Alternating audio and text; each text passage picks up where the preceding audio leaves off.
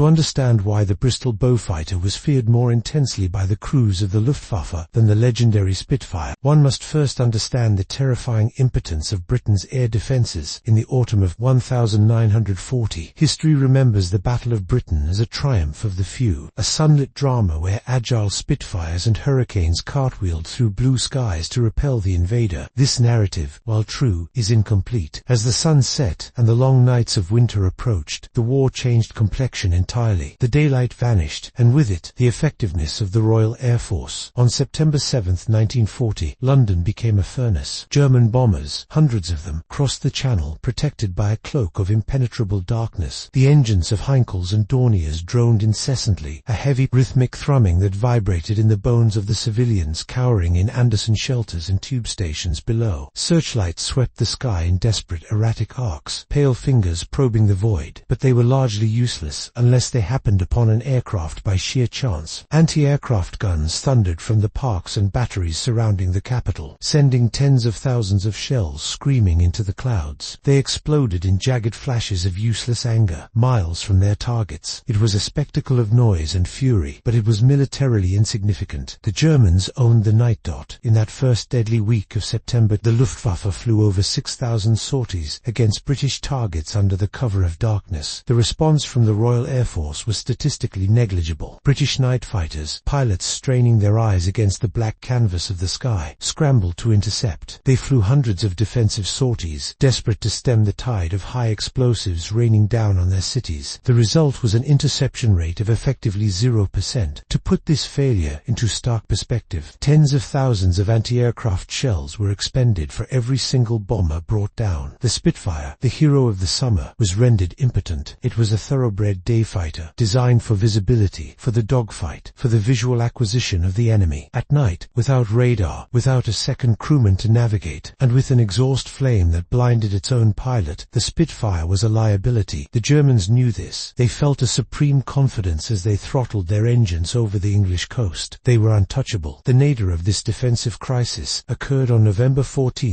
1940, a date etched in the collective memory of the British populace. The Luftwaffe launched Operation Moonlight Sonata against the industrial city of Coventry. It was a raid of medieval ferocity, delivered with modern efficiency. 449 bombers droned over the Midlands, dropping 503 tons of high explosive and 30,000 incendiary bombs. The heart of the city was ripped out. The great medieval cathedral was reduced to a smoking shell. Over 500 civilians were crushed or burned to death. The Royal Air Force was not idle. They flew 119 defensive sorties that night, throwing everything they had into the air. The result was humiliating. Not a single confirmed kill was achieved by a fighter. The only German losses came from blind anti-aircraft fire and accidents. The official histories are blunt in their assessment. British night defences were essentially useless, but unknown to the confident German crews, the pendulum was already swinging. On that very night, amidst the smoke and failure, a new aircraft was flying operational patrols. It was a machine that had never been intended for this role, a stopgap improvisation born of necessity. Yet, within 6 months, this aircraft would transform the night sky from a sanctuary for German bombers into a slaughterhouse. This was the Bristol Beaufighter. The Beaufighter was an anomaly in aircraft design, a heavy, pugnacious beast compared to the sleek lines of the Spitfire. It was never meant to exist as a primary frontline fighter. It began life as an interim solution, a project cobbled together by the Bristol Aeroplane Company while the Air Ministry waited for purpose-built night fighters to be developed. To save time and tooling, Bristol took the wings and tail of their Beaufort torpedo bomber and mated them to a completely new, shortened fuselage. They bolted on to massive Bristol Hercules radial engines, power plants capable of generating 1,500 horsepower each. This gave the aircraft a brutish, muscular appearance, far removed from the balletic grace of the single-engine interceptors. But beauty was not the requirement. Lethality was in the nose and wings of this improvisational aircraft. The engineers installed an arsenal of terrifying proportions. For 20mm Hispano cannon were mounted in the belly, and 6.303-inch machine guns were fitted in the wings. It was a flying gun battery. The first prototype took to the air in July 1939, just weeks before the outbreak of hostilities. By April 1940, the first production models were reaching the squadrons. The pilots who first walked around the Beaufighter on the tarmac saw a machine that broke all the rules of fighter design. It was heavy, it was large, it required a ladder to enter. But what made the Beaufighter, the nemesis of the Luftwaffe, was not its top speed of 321 miles per hour, nor its range of over 1,000 miles, though both were respectable. Its dominance was built on three specific pillars that the Germans did not anticipate, and which the Spitfire could never emulate. The first pillar was its size. The large fuselage, originally derived from a bomber, meant the Beaufighter could carry a crew of two. The pilot sat in the nose, but behind him, surrounded by black boxes and a glowing cathode ray tube, sat the radar operator. In the lonely, disorienting void of the night sky, this second man was the difference between a blind search and a guided assassination. The second pillar of the Beaufighter's supremacy was its overwhelming firepower. To understand why German crews came to dread this aircraft, one must appreciate the physics of destruction involved in 1940s aerial combat. The Spitfire Mark IA, the savior of the summer, was armed with 8.303-inch machine guns. These were rifle-caliber weapons. While effective against the light fighters of 1939, they struggled against the armored bombers of 1940. Collectively, a Spitfire could deliver roughly 240 pounds of lead per minute. It relied on kinetic energy to punch holes in fuel tanks or kill crew members. Often, bullets would pass straight through the fuselage of a Heinkel or Junkers without hitting a vital component. The Beaufighter, by contrast, dealt in high explosives. Its four Hispano cannon-fired shells weighing 130 grams each at a velocity of 880 meters per second. Each shell contained 11 grams of high explosive. When these rounds struck an airframe, they did not merely puncture, they detonated. They shredded aluminum skin, shattered spars, ignited fuel, and turned the interior of a bomber into a whirlwind of shrapnel. The mathematical disparity in violence is staggering. The Beaufighter delivered approximately 780 pounds of projectiles per minute, more than 3 times the destructive weight of the Spitfire. Even later variants of the Spitfire that were upgunned with 2 cannon could only manage about 400 pounds per minute. Furthermore, the Beaufighter had the stamina for a massacre. The Spitfire carried 60 rounds per cannon, enough for perhaps 6 to 10 seconds of firing. It was a weapon of opportunity. You had one chance, one burst. The Beaufighter carried 240 rounds for each of its 4 cannon. At a rate of fire of 10 rounds per second, the pilot had 24 seconds of continuous, heavy fire. This allowed the Beaufighter to engage multiple targets in a single sortie, or to walk fire through a bomber until it disintegrated. A 2-second burst from a Beaufighter delivered 80 high-explosive shells into the target. No aircraft of the era, no matter how well armored, could survive such a kinetic impact. It was not a question of damaging the enemy, it was a question of erasing them. The third and most critical advantage was the one that Germans understood last. The Beaufighter could see in the dark. Since the mid-1930s, British scientists had been wrestling with the concept of airborne interception AI radar. Ground radar could tell you a raid was coming, but it lacked the precision to guide a fighter to a specific point in the vastness of the night sky. The challenge was to shrink a radar station to the size of a suitcase and fit it inside an aircraft. By September 1940, they had succeeded with the AI Mark for radar. This system could detect a bomber at a range of 20,000 feet, nearly 4 miles away. It had a minimum range of 400 feet, which was just close enough for the pilot to make visual contact against the stars or the moonlight. The Spitfire was a blind hunter. The Beaufighter was a stalking predator. The operational reality of this technology was harrowing for the German crews. They would be flying in what they believed was total safety, darkness their shield. Miles away, a Beaufighter crew would receive a vector from ground control. The radar operator in the back would stare into his hood, watching the green blips dance on the screen. He would begin a litany of instructions to his pilot. Turn port 5 degrees, steady, closing, range 2 miles. The Beaufighter would slide into the bomber's slipstream, invisible, its matte black paint absorbing the moonlight. The pilot would close to visual range, often just a few hundred feet behind the oblivious enemy. There was no dogfight. There was no swirling maneuver. There was just a cold, calculated approach, followed by an eruption of 4 cannon. The first the German crew knew of the attack was when their aircraft began to disintegrate. The fuselage would be torn open, the greenhouse nose shattered, the wings sheared off by the sheer weight of fire. It was an execution. The turning point began quietly on the night of November 19, 1940. Flight Lieutenant John Cunningham of 604 Squadron was patrolling over Cambridgeshire in his boat. His radar operator, a temporary replacement named John Phillipson, called out a contact. Guided by the glowing electronics, Cunningham closed on a Junkers 88. He didn't see it until he was within 400 feet. He fired. The Junkers erupted in flame and crashed near Welling. It was the first confirmed radar kill for the Beaufighter. It was the proof of concept. Over the next 5 months, months, the statistics of the air war underwent a radical transformation. In January 1941, RAF night fighters destroyed 3 German aircraft. In February,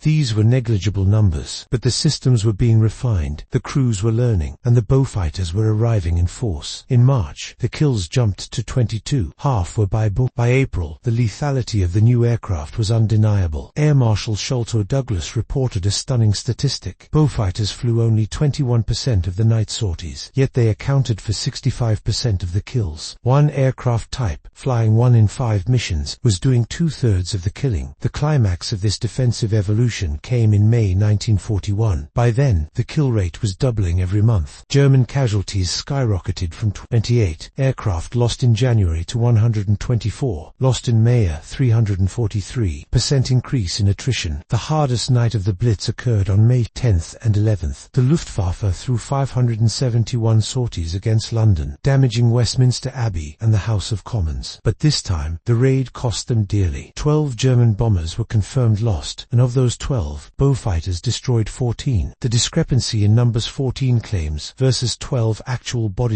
altered from the confusion of combat. But the point stood. The Beaufighter was doing almost all the damage. Anti-aircraft guns fired over 4,000 rounds that night to claim perhaps 2 aircraft. The Beaufighter had rendered the flak battery secondary. The German High Command, preparing for the invasion of Russia, called off the Blitz. They would claim strategic redeployment, but the unsustainable attrition rate inflicted by the Beaufighter was a decisive factor. The partnership of pilot and radar operator became the soul of the Beaufighter's success. John Cunningham, nicknamed Cat's Eyes by a propaganda machine eager to hide the secret of radar, became a national hero. His partnership with operator CF Jimmy Ronsley became legendary. Cunningham's best night, April 15, 1941, saw him destroy 3 Heinkel 111s in a single sortie. The efficiency of the Beaufighter was such that the first kill required only 40 rounds of ammunition, a burst lasting less than 2 seconds. On another occasion, Cunningham performed for royalty. King George VI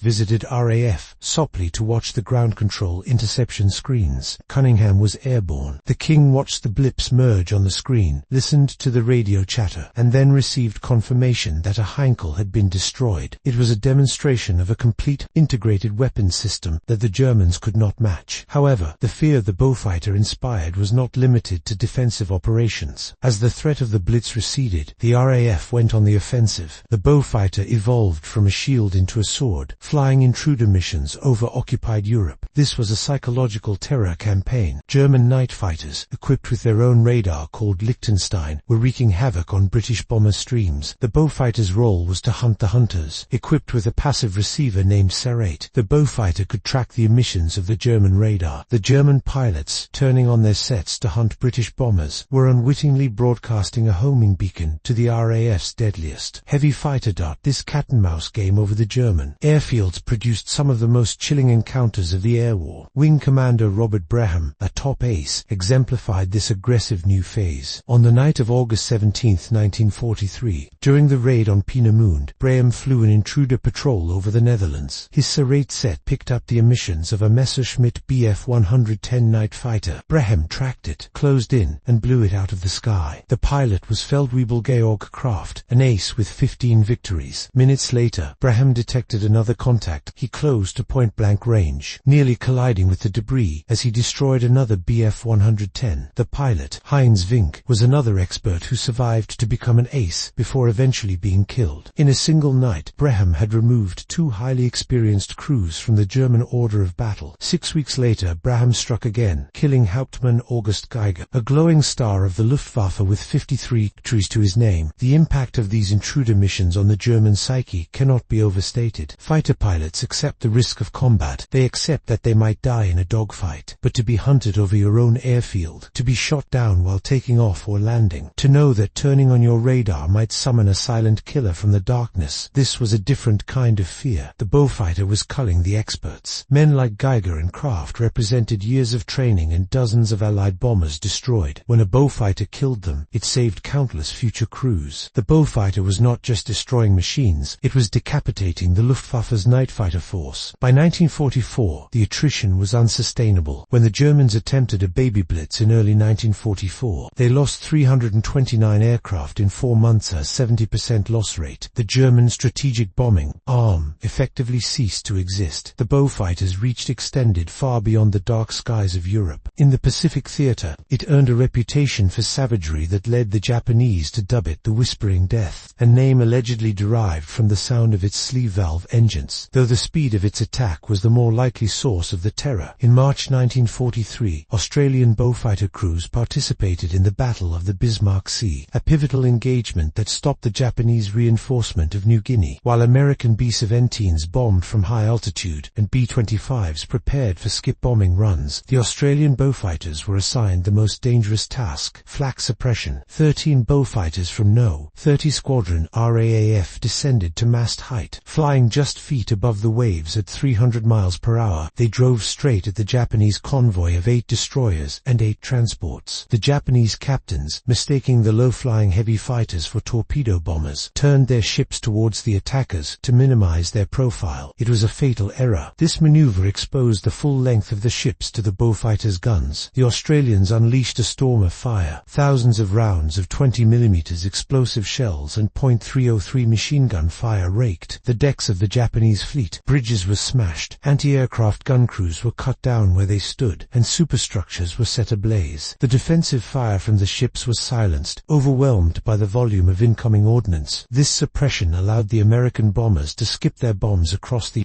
water into the hulls of the ships without being molested by anti-aircraft fire. The result was total annihilation. All 8 transports and 4 destroyers were sunk. Thousands of Japanese troops were lost. The Beaufighter had acted as the tip of the spear, turning a naval convoy into a graveyard in a matter of minutes. Similar courage was displayed in the freezing fjords of Norway by Coastal Command Strike Wings. Operation Shred, later known as Black Friday, on February 9, 1945, illustrated the extreme hazards of these missions. 31 Beaufighters flew into a narrow fjord to attack a German destroyer. The terrain was a death trap, cliffs rising vertically to 1,000 feet, the water narrow, the flak intense. As the Beaufighters attacked, they were jumped by 12 Focke-Wulf 190s. The ensuing melee was the largest air battle ever fought over Norway. 9 Beaufighters were lost, smashing into the icy water or the granite cliffs. 14 aircrew died. But even in this disaster, the Beaufighter crews fought with desperate bravery, claiming several German fighters. It was a testament to the ruggedness of the aircraft and the steel of the men who flew it. By the war's end, Coastal Command Beaufighters had sunk over 150,000 tons of shipping, cutting the supply lines that kept the German war machine breathing. Why then, if the Beaufighter was so effective, is it not revered in the same breath as the Spitfire? The answer lies in the nature of its war. The Spitfire fought in the sunlight, visible to the crowds below, a symbol of defiance that could be photographed and filmed. It was the defender of the home. The Beaufighter fought in the shadows. Its victories were won in the cold solitude of the night, observed only by the radar operator and the victims. It was a secret war, fought with classified technology that could not be publicized at the time. Yet, the operational record is unambiguous. The Beaufighter delivered 3.25 times the firepower of the Battle of Britain's Spitfire. It could sustain fire for nearly 2.5 minutes, compared to the Spitfire's 15 seconds. It killed the German bomber fleet. It killed the German aces. It sank the Japanese convoys. The German crews did not care about the aesthetics of the aircraft chasing them. They did not care that the Beaufighter was a stopgap made from bomber parts. They cared about survival. A Spitfire at night was a nuisance they could often evade. A Beaufighter was a death sentence. It was the technological disparity, the combination of radar eyes, heavy armor, and crushing firepower that created the fear. When a German bomber pilot looked out into the night, he feared the invisible shape that could track him without seeing him, the platform that could withstand his defensive fire, and the cannon that could tear his aircraft apart in a single 2-second heartbeat. The Spitfire won the Battle of Britain, saving the island from invasion, but the Beaufighter won the battle for the night, stripping the Luftwaffe of its ability to wage strategic war. It was the unglamorous, ugly, cobbled-together heavy fighter that the enemy truly feared, for in the dark, the Beaufighter was the undisputed king.